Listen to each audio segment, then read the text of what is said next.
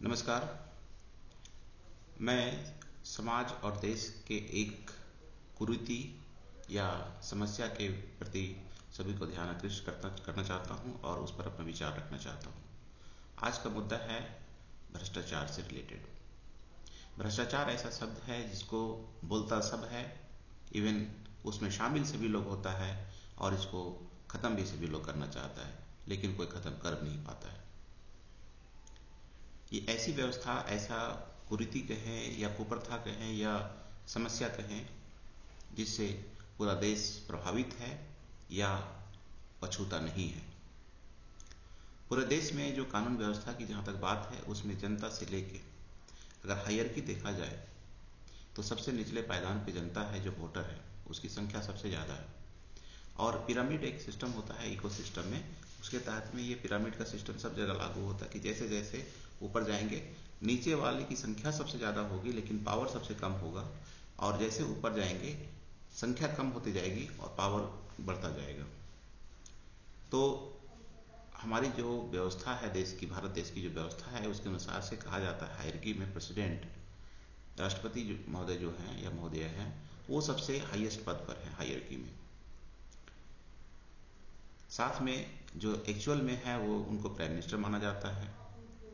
लेकिन व्यवहारिक रूप से ये भी देखना चाहिए कि जुडिशियल सिस्टम भी एक है जिसमें देश के लेवल पे सुप्रीम कोर्ट है और सुप्रीम कोर्ट के चीफ जस्टिस ऑफ इंडिया है, वो सबसे हाईएस्ट पद पर हैं जुडिशियल सिस्टम में तो डेफिनेटली।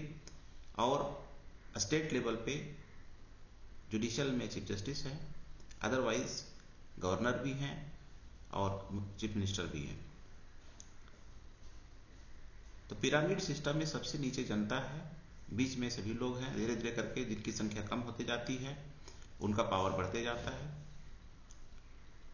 जनता के पास वोटर कार्ड है, वो वोटर है, वही उनका ताकत है, उसके अलावा शायद और कोई ताकत उनके पास नहीं है।